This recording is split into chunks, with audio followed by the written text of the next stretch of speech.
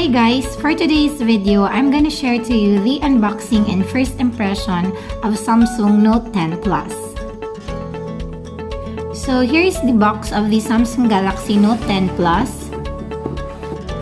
So when you open it, we have here a box containing the SIM ejector, or yes, yung pantanggal ng SIM card.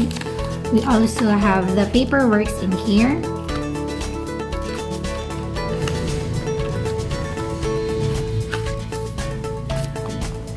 So, meron tayong quick start guide and the warranty card.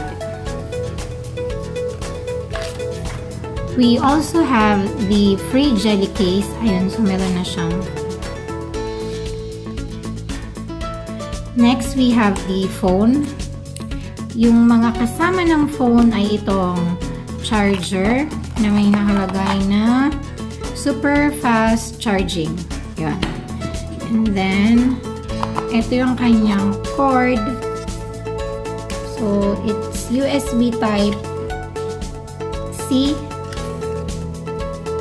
Ito mabuksan.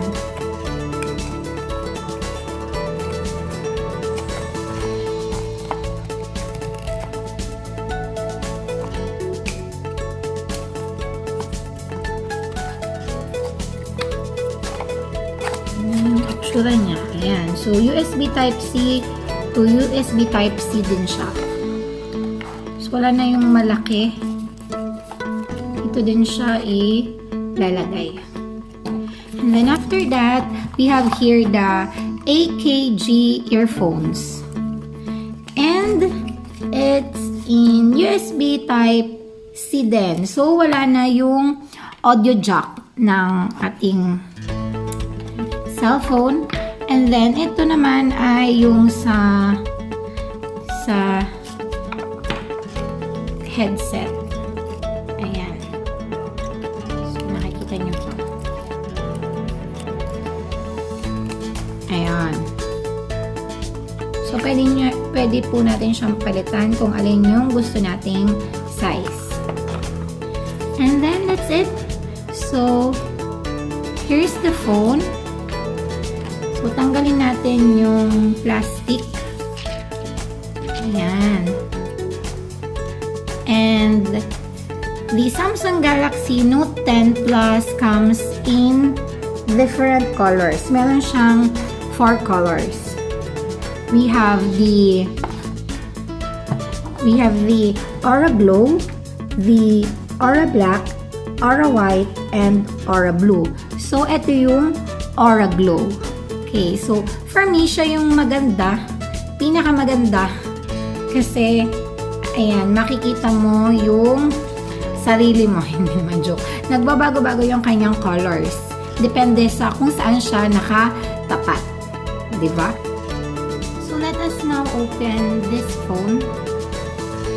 By the way guys, inopen ko na ito kanina nung binili yung cellphone. So meron na siyang pattern at meron na din siyang ibang lock screen na wallpaper.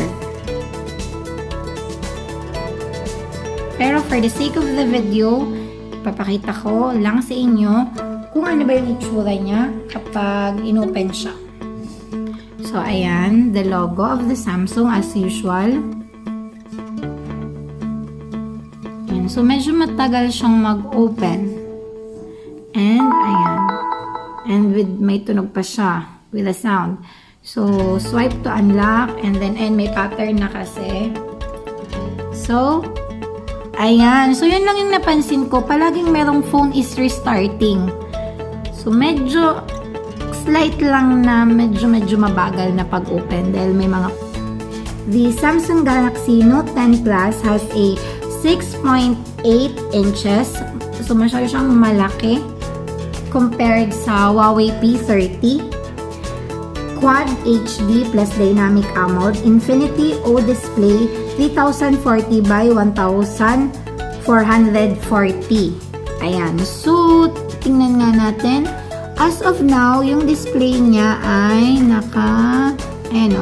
yung screen resolution niya naka FHD plus 2280 by 1080. So, kung ima-maximum natin siya, ima-maximize natin, ayan. Ano bang difference? Parang wala.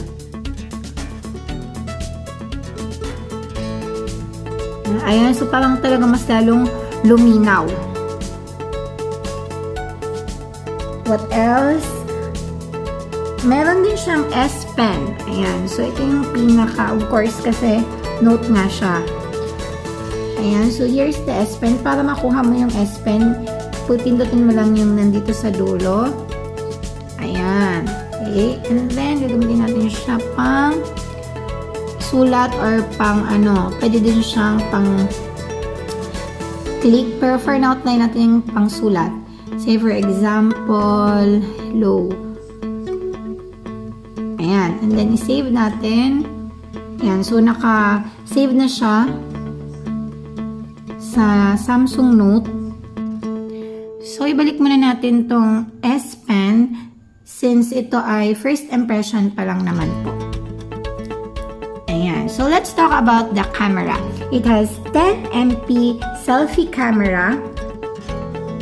And yung 10MP selfie camera, it can do live focus, and then meron din siyang live focus video.